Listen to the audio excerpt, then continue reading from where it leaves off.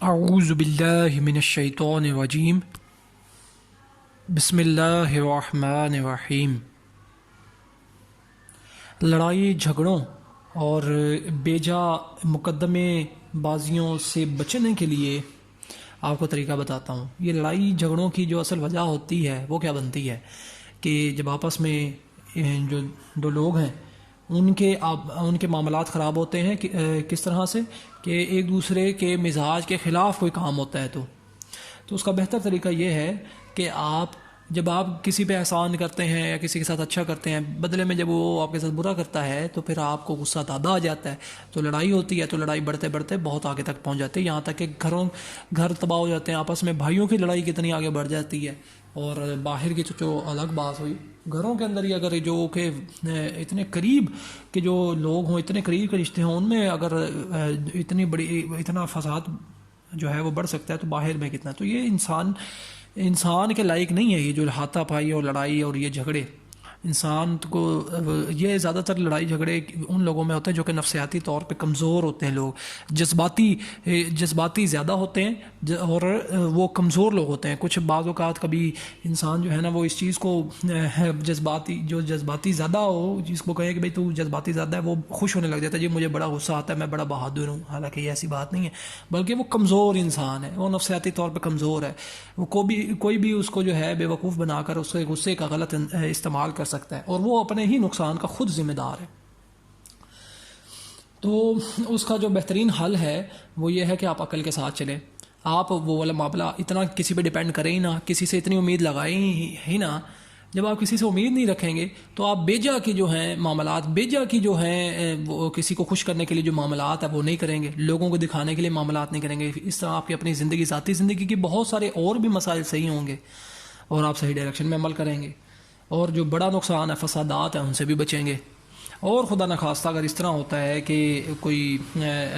جو آپ کو ناراضی والی بات وہ پیش آتی ہے، یا گلی محلے یا پھر رشتہ داروں میں یا باہر کہیں پہ بھی کوئی آپ کے مزاج کے خلاف یا کوئی غلط حرکت کرتا ہے اور کوئی غلط جو ہے آپ کو نقصان پہنچاتا ہے، آپ کے خلاف کوئی بات کرتا ہے یا آپ کو ہاتھ کے ذریعے سے نقصان دیتا ہے، اپنی زبان کے ذریعے سے نقصان دیتا ہے، تو اس میں آپ کا فائدہ کیا ہے؟ وقتی طور پہ آپ حکمت عملی کو سمجھتے ہوئے جو خاموش ہو جائیں۔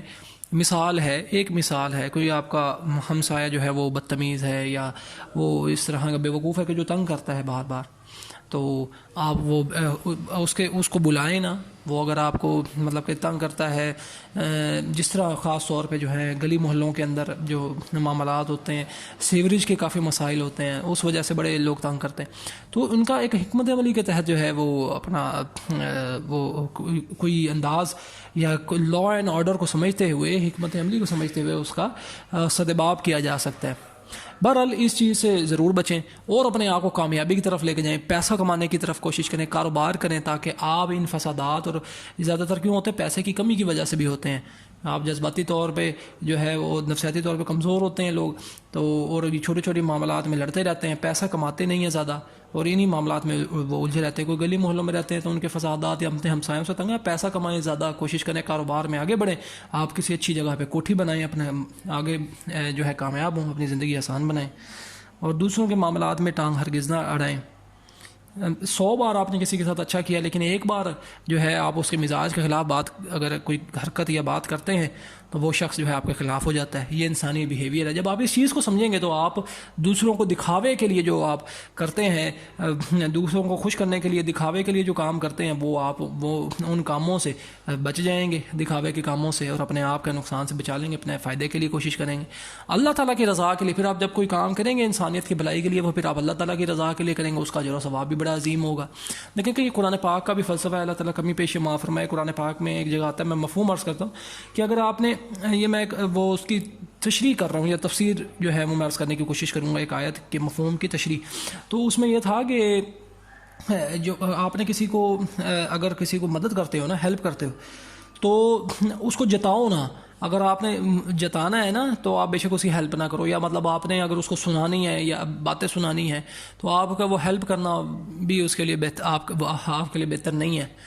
سمجھ رہے ہیں اس بات کو؟ تو اللہ کی رضا کے لیے جو ہے وہ کسی کی ہیلپ کریں، تو اور اس سے کوئی امید نہ رکھیں، صرف اللہ سے امید رکھیں۔ اللہ تعالیٰ ہمیں دنیا اور آخرت میں بہترین خیر و بھلائی عطا فرمائے۔ اور دراصل حق کو سمجھنے کے لیے قرآن اور سنت اور صحیح حدیث کو ڈائریکٹلی پڑھیں، اس کو سمجھیں اور اس پر عمل کرنے کی کوشش کریں۔ اس کا آسان طریقہ یہ بتا دیتا ہوں، قرآن پاک کو ترجمے سے پڑھنا سٹارٹ کر دیں، ابھی سے آپ کے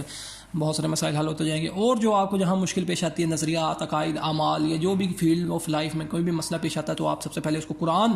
کے اندر کنسلٹ کریں، پھر سنت، پھر صحیح حدیث، اور پھر جو سائنٹیفک فیکٹس، لاز ہیں اور حقیقت دنیا ہے جو کہ انسان ایکوائرڈ نالج کے ذریعے سے حاصل کرتا ہے، وہ بھی اللہ تعالیٰ کے قوانین کا علم ہے، اس کے ذریعے سے حاصل کرے۔ انشاءاللہ عز و جل انسان نقصان سے بچے گا اور اپنی کامیابی اور خیر و بھلائی کی طرف بڑھے گا۔ اللہ نے چاہا تو اللہ تعالیٰ ہمیں بے حساب کامیابیاں، بے حساب بخشش عطا فرمائے دنیا اور آخرت میں، آمین۔ اللہ حافظ۔